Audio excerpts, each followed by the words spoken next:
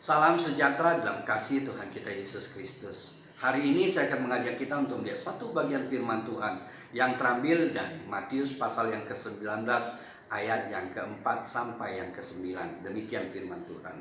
Jawab Yesus, tidakkah kamu baca bahwa Ia menciptakan manusia sejak semula, menjadikan mereka laki-laki dan perempuan, dan firman-Nya, sebab itu laki-laki akan meninggalkan ayah dan ibunya dan bersatu dengan istrinya, sehingga keduanya itu menjadi satu daging. Demikianlah mereka bukan lagi dua, melainkan satu. Karena itu apa yang dipersatukan Allah tidak boleh diceraikan manusia.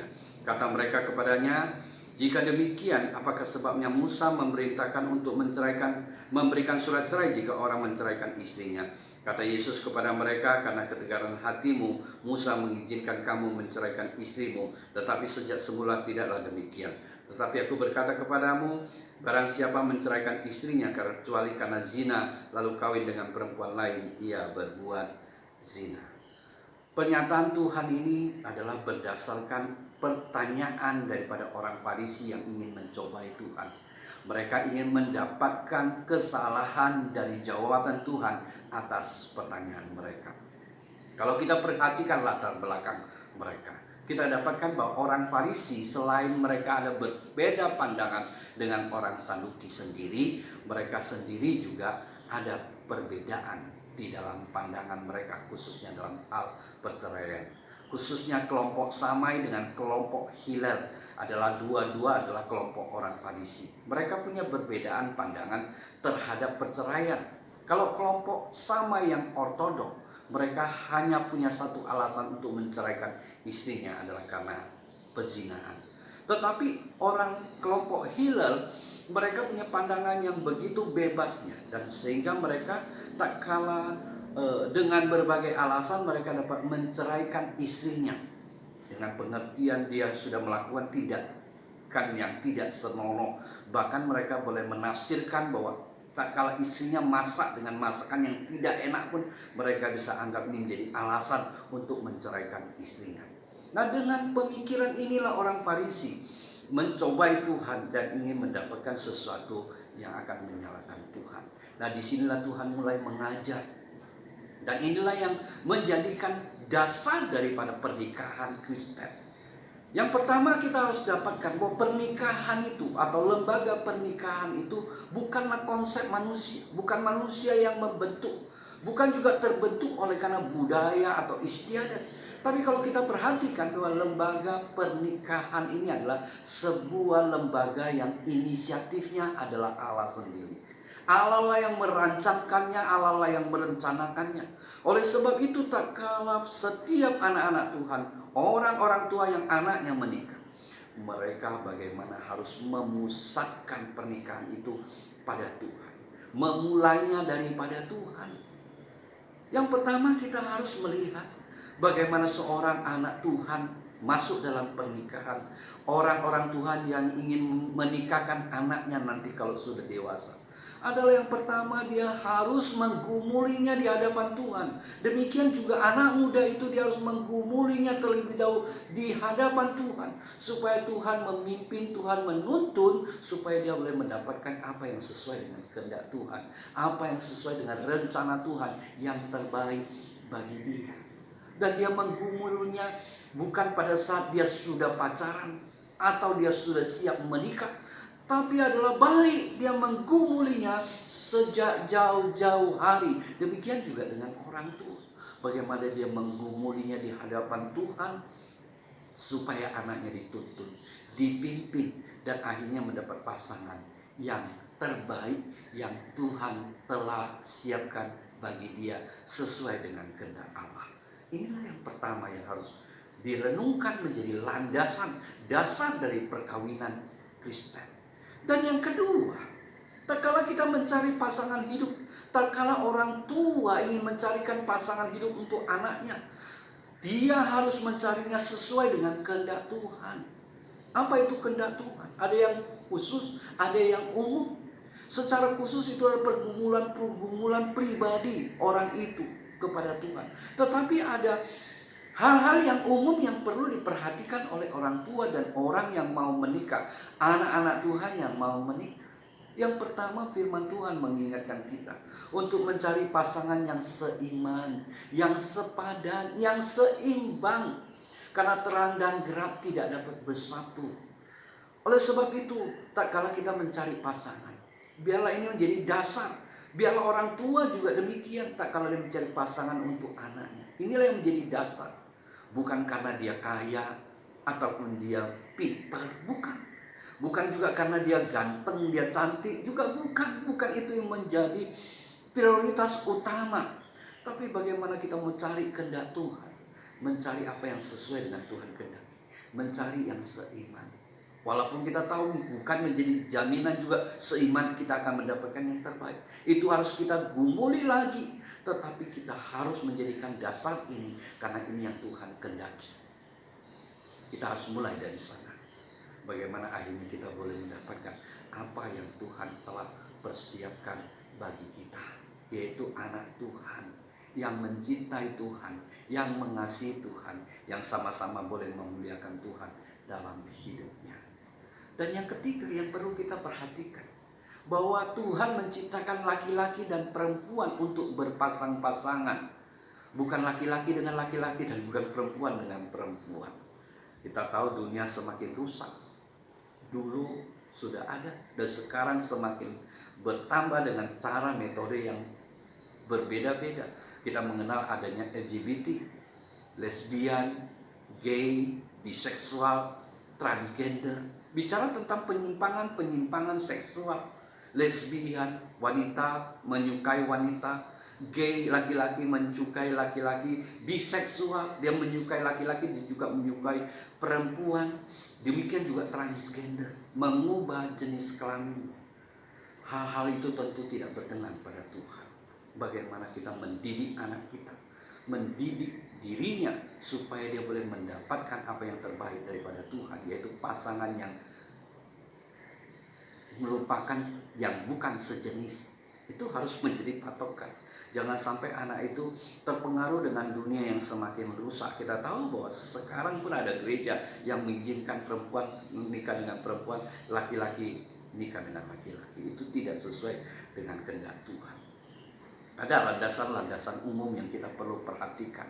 Selain kita menggumulinya secara pribadi pada Tuhan, untuk kita boleh mendapatkan apa yang terbaik daripada Tuhan, kita minta pimpinan Tuhan, tuntunan Tuhan, supaya kita boleh mendapatkan yang terbaik. Kita tidak melihat secara fisik dan juga tidak melihat hanya segi-segi materi dan sebagainya, tapi kita mau terus mencari sesuai apa yang Tuhan kehendaki, yang terbaik bagi anak ini dan bagi anak muda ini yang merupakan anak Tuhan. Dan yang kedua, dasar pernikahan Kristen yang harus kita ingat, bahwa pernikahan Kristen ada komitmen di dalamnya. Dan komitmen itu bukan sekedar komitmen antara laki-laki dan perempuan, pasangan ini, dua pasangan berkomitmen menikah. Bukan sekedar mereka yang berkomitmen, tetapi pernikahan Kristen, dasar pernikahan Kristen, komitmen pernikahan mereka adalah komitmen pernikahan, komitmen janji mereka bukan hanya kepada pasangan mereka, tapi juga kepada Tuhan yang mempersatukan dan memberkati mereka, yang disaksikan oleh umat Tuhan, yang di dalamnya ada orang tuanya, ada dua keluarga besarnya, dan jemaat. Ini harus diingat, sehingga dia tidak boleh sembarangan masuk dalam pernikahan dengan pemikiran coba-coba. Tidak. Pernikahan Kristen adalah sekali untuk selama-lamanya, yang diakhiri dengan akhir hidupnya. Bagaimana mereka masuk pernikahan? Tidak boleh sembarangan. Itu adalah untuk seumur hidup mereka, yang harus mereka gumuli dengan baik di hadapan Tuhan. Tidak boleh sembarangan. Dan juga tentu tidak boleh iseng-iseng, coba-coba, nanti kalau nggak cocok kita cari lagi yang lain, kita pisah baik-baik ya. Tidak ada itu di dalam kamus kekristenan. Di dalam kekristenan pernikahan itu sekali seumur hidupnya. Karena dia harus bertanggung jawab, selain kepada pasangannya, dia juga bertanggung jawab kepada Tuhan yang telah mempersatukan dan memberkati mereka, disaksikan dengan jemaat Tuhan, yang juga dia harus perhatikan dan perhitungkan, yaitu orang tuanya, dua keluarga besar, dan umat Tuhan yang membuat dia tidak boleh sembarangan di dalamnya. Apa komitmen itu? Komitmen itu adalah yang pertama, menerima dia. Menerima dia di dalam suka dan duka. Menerima dia di dalam sakit maupun senang. Dan menerima dia dalam segala sesuatu dalam hidup. Inilah komitmennya. Menerima dia. Tidak menerima dia waktu dia hanya sehat saja, tapi menerima dia juga tak kala dia sakit. Tidak menerima dia waktu dia kaya, tetapi menerima juga kalau misalnya dia menjadi bangkrut dan tidak punya apa-apa lagi. Menerima dia dalam segala hal. Inilah komitmen kita. Komitmen kita bukan hanya kepada pasangan kita, tapi juga kepada Tuhan. Yang kita pertanggungjawabkan juga kepada kedua orang tua, kepada dua keluarga besar, dan juga kepada jemaat yang tidak boleh kita sembarangan. Nah, selain kita menerima, juga di dalam ada komitmen. Komitmen apa? Bukan sekedar menerima saja, tapi juga mengasihi dia dalam segala keadaan. Baik susah maupun senang, baik dalam sakit maupun susah, dan sakit maupun senang, dan sebagainya. Yang harus dia perhatikan di dalam mengasihi dia. Waktu dia sehat, kita mengasihi. Bahkan waktu dia sakit, kita harus perhatikan dia, menjaga dia, memberikan perhatian, memberikan pertolongan dan sebagainya. Apa yang harus kita lakukan kepada dia, kita tidak harapkan itu. Tapi inilah komitmen kita, yang kita harus ingat janji kita. Bukan hanya sekedar kepada pasangan kita, tapi juga kepada Tuhan yang disaksikan oleh umat Tuhan. Dan yang ketiga adalah bahwa komitmen itu menerima, mengasihi, dan juga adalah setia sampai mati. Setia sampai mati. Dia tidak boleh lagi berpaling kepada yang lain. Di tengah-tengah mereka tidak boleh lagi ada orang kedua, orang ketiga. Di tengah-tengah mereka hanya mereka berdua saja. Mereka berdua setia sampai mati. Mengasihi, menerima satu dengan yang lainnya. Tidak boleh lagi ada TTM. Tidak ada boleh lagi pelakor. Tidak ada boleh lagi iseng-iseng saja, tidak. Tapi dia harus setia kepada pasangannya itu, yang satu-satunya menjadi pasangannya seumur hidupnya. Nah, dari sini kalau kita perhatikan bahwa di dalam kekristenan itu jelas pasti tidak ada perceraian. Itulah yang Tuhan Yesus mau katakan atas pertanyaan orang Farisi, bahwa di dalam kekristenan tidak ada perceraian. Tapi kemudian mereka mempertanyakan Tuhan, tapi kenapa kok Musa mengizinkan perceraian dengan memberikan surat cerai? Itulah yang mereka tanyakan kepada Tuhan. Tetapi Tuhan katakan apa? Itu oleh karena ketegaran hatimu. Tapi sejak semula tidak demikian. Itu karena ketegaran hatimu. Artinya apa? Artinya Tuhan Yesus mau katakan, kalaupun Musa melarang kamu, kamu tetap saja ngototkan untuk menceraikan istrimu. Nah, itu yang terjadi. Musa melarang, tetap saja kalian cerai. Itu yang dikatakan dengan ketegaran hati. Tapi sejak semula tidak demikian. Tuhan tidak pernah mengizinkan perceraian. Tuhan benci terhadap perceraian. Jadi Tuhan tidak pernah mengizinkan. Jadi kalau Musa mengizinkan, itu kenapa? Tentu ada latar belakang. Karena pada masa itu wanita begitu mudahnya diceraikan oleh kaum laki-laki, dengan mengusirnya begitu saja tanpa memberikan kompensasi, tanpa memberikan apa-apa kepada istrinya, yang membuat wanita itu sangat susah. Wanita pada saat itu tidak seperti zaman sekarang begitu bebas cari makan. Wanita begitu susah tak kala diceraikan oleh istrinya, suaminya. Maka Musa membuat peraturan ini, memberi surat cerai. Maka dengan memberikan surat cerai, mereka harus datang kepada Musa, kepada penatua. Dan kalau zaman Tuhan Yesus, mereka harus datang kepada mahkamah agama untuk diselesaikan. Jadi tidak gampang mereka menceraikan istrinya. Itu sedikit mempersulit mereka menceraikan istri. Dan kemudian kalau mereka sudah mendapat cerai pun, surat cerai pun, itu harus dengan berbagai aturan yang mereka harus penuhi. Di mana mereka harus memberikan kompensasi, memberikan penghidupan yang baik kepada istrinya, supaya tak kala istrinya diceraikan, istrinya bisa mendapat kehidupan yang jauh lebih baik daripada mereka diusir begitu saja. Nah, dengan cara begitulah Musa memikirkan hal ini, tapi Tuhan Yesus menginginkan bahwa sejak semula tidak demikian. Tuhan tidak pernah mengizinkan adanya perceraian. Itu yang firman Tuhan ingin tunjukkan kepada kita. Tidak ada kamusnya orang yang percaya kepada Kristus di dalam pikirannya ada pemikiran untuk bercerai. Karena apa yang dipersatukan oleh Tuhan tidak boleh dipisahkan oleh manusia. Itu yang diingatkan kepada setiap anak-anak Tuhan. Dan yang ketiga, dasar daripada pernikahan Kristen adalah mandiri dan bertanggung jawab. Firman Tuhan katakan seorang laki-laki akan berpisah dengan orang tua, meninggalkan orang tuanya, dan kemudian bersatu dengan istrinya, dan kemudian meneruskan kelahiran ilahi, keturunan-keturunan yang memuliakan Tuhan. Yang pertama yang harus kita ingat, kalau firman Tuhan katakan seorang laki-laki meninggalkan orang tua, itu bukan berarti bahwa setelah menikah maka orang tua tidak boleh lagi tinggal pada kita tidak boleh tinggal pada orang tua, dan akhirnya kita tidak boleh peduli lagi sama orang tua. Bukan begitu. Sebagai anak Tuhan kita tetap punya tanggung jawab kepada orang tua untuk menghormati dan taat kepada dia. Tapi yang harus kita perhatikan di sini, kalau firman Tuhan mengatakan bahwa kita meninggalkan orang tua dalam pengertian apa? Bukan meninggalkan mereka secara fisik begitu, bukan. Tapi ini bicara tentang mandiri. Setelah anak Tuhan masuk dalam pernikahan, mereka harus mandiri. Jangan lagi bersandar pada orang tua. Itu pengertian. Mandiri dalam segala hal, mandiri secara sosial, mandiri secara ekonomi, mandiri secara rohani, dan lain sebagainya.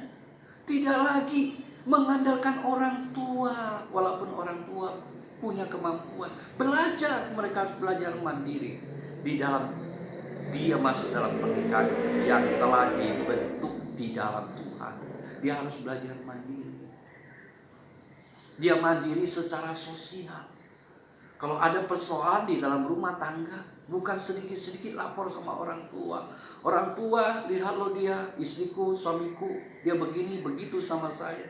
Nah kemudian orang tua gak bijaksana juga ikut campur. Dan kemudian mengata-ngatain pasangan hidup daripada anaknya. Tentu bukan begitu caranya. Tapi bagaimana mereka mandiri, belajar menyelesaikan secara berduaan, menyelesaikan masalah, menyelesaikan kesulitan dan lain sebagainya yang datang dalam hidup mereka. Demikian juga secara ekonomi, mereka juga harus mandiri. Jangan sedikit-sedikit minta sama orang tua, minta sama ayah, minta sama ibu. Bukan. Tapi bagaimana mereka berdua bekerja sama untuk mencukupi kebutuhan mereka, keperluan mereka. Bagaimana mereka berpikir, berusaha, bekerja dan sebagainya untuk memulihkan kehidupan mereka. Mereka harus belajar mandiri. Demikian secara rohani mereka juga harus mandiri. Mereka juga harus bertumbuh di dalam iman dan kerohanian mereka untuk saling bangun, saling menolong, saling membantu satu dengan yang lainnya. Dan kalau satu kurang di dalam kerohanian dan keimanannya, yang satu harus mengangkat dia untuk iman dan kerohaniannya bertumbuh di dalam Tuhan. Inilah yang harus diperhatikan anak-anak Tuhan. Kemandirian di dalam pernikahan, dan di dalamnya ada tanggung jawab untuk meneruskan keturunan ilahi. Bukan hanya sekedar menambah anak dan mengisi bumi ini, bukan hanya sekedar itu, tapi ada tanggung jawab yang diberikan kepada orang tua, meneruskan keturunan ilahi, menjadikan anak-anak itu menjadi anak-anak yang mengasihi Tuhan, percaya dan mengasihi Tuhan, hidup bersandar pada Tuhan, bertumbuh di dalam iman kerohaniannya, dan menjadi anak-anak yang meneruskan untuk bagaimana ambil bagian untuk melestarikan bumi, untuk mendatangkan bagi bumi, bagi dunia dimanapun dia berada. Ada tanggung jawab di dalamnya. Inilah dasar pernikahan Kristen, mandiri dan bertanggung jawab. Dan yang keempat, dasar pernikahan Kristen yang harus kita perhatikan, bahwa pernikahan Kristen, sebuah pernikahan itu adalah gambar dari hubungan Tuhan dengan jemaatnya, hubungan Jemaat dengan Tuhan, itulah pernikahan Kristen yang merupakan gambaran dari hubungan antara Tuhan dengan jemaatnya, jemaatnya dengan Tuhan. Bagaimana hubungan Tuhan dengan jemaatnya dan jemaat dengan Tuhan? Yang paling mendasar adalah bahwa hubungan Tuhan dengan jemaat adalah mengasihi jemaatnya, mengasihi bahkan rela mati bagi mereka, rela menderita dan mati bagi mereka. Kasih yang begitu dalam. Dan bagaimana jemaat, hubungan jemaat dengan Tuhan adalah sikap tunduk. Tunduk bukan karena takut, tunduk bukan karena kewajiban, tapi tunduk karena mengasihi. Itulah hubungan antara Tuhan dengan jemaat, jemaat dengan Tuhan. Demikian juga lah hubungan suami istri di dalam Tuhan, hubungan kekristenan di dalam pernikahan mereka, di mana suami harus mengasihi istrinya seperti Tuhan mengasihi jemaat. Mengasihi dia, bahkan rela menderita, rela mengalami kematian karena dia mengasihi anak istrinya sedemikian rupa. Inilah dasar pernikahan Kristen. Demikian juga istri, dia harus tunduk kepada suaminya seperti dia tunduk kepada Tuhan. Tunduk itu bukan berarti bahwa semua perkataannya dituruti. Bukan begitu juga. Kadang-kadang ada yang salah yang kita harus juga kaji dengan hikmat. Tetapi di sini tunduk bicara tentang apa? Menghormati dia. Walaupun mungkin istri lebih pintar, walaupun istri mungkin lebih kaya, tapi dia harus tahu, dia harus tunduk kepada suaminya dengan sikap yang menghormati dia, karena dialah kepala yang harus diperhatikan oleh istri, sehingga akhirnya kita boleh mendapatkan apa yang baik. Inilah dasar perkawinan Kristen yang di dalamnya ada landasan kasih yang luar biasa yang harus diperhatikan. Nah, dari sini tentu kita melihat di dalam pernikahan Kristen tidak ada perceraian. Kalau di dalam ayat ke-9 ada pengecualian zina, kita juga harus perhatikan bahwa Injil Matius ini ditujukan kepada orang Yahudi. Yang pertama kita perhatikan ada perbedaan pandangan antara kelompok Samai dengan kelompok Hillel. Kelompok Hillel jelas kita melihat begitu bebasnya dengan berbagai alasan mereka bisa menceraikan istrinya. Tentu ini tidak baik. Tapi Samai mereka hanya satu alasan, yaitu zina. Hanya dengan alasan zina mereka dapat menceraikan istrinya. Tapi di sini firman Tuhan ingin katakan apa? Firman Tuhan ingin menunjukkan bahwa keduanya pun tidak benar, tidak sesuai dengan firman Tuhan. Dan kalau itu zina bagi orang Yahudi, apa yang terjadi? Kalau zina bagi orang Yahudi adalah kematian. Orang yang tertangkap zina itu dilempar batu sampai mati, itulah dirajam. Jadi dengan kata lain firman Tuhan ingin katakan apa? Pernikahan tidak dapat diceraikan oleh manusia kecuali oleh kematian. Itulah yang harus diperhatikan. Jadi kalau kita perhatikan lagi bahwa di dalam pernikahan Kristen tidak ada istilah perceraian. Bahkan kalau kita perhatikan bagaimana sikap Tuhan tunjukkan, bagaimana dia tunjukkan melalui Nabi Hosea kepada istrinya. Itulah sikap Tuhan kepada jemaatnya, kepada istrinya. Bagaimana di dalam apa yang dia lakukan, walaupun istri Hosea sudah melakukan hal yang sangat menyakitkan, dia meninggalkan Hosea bersundal kepada perempuan laki-laki lain. Tapi bagaimana Tuhan suruh Hosea mencari dia. Itulah kasih Tuhan. Dengan kata lain, di dalam pernikahan kadangkala kita harus sering memberikan pengampunan di dalam kasih, untuk dia dibawa dalam pertobatan. Ada pergumulan karena kasihnya kepada istrinya. Biarlah ini menjadi pemikiran bagi kita tak kala kita ingin membawa anak kita masuk dalam pernikahan. Demikian juga anak muda yang ingin masuk dalam pernikahan.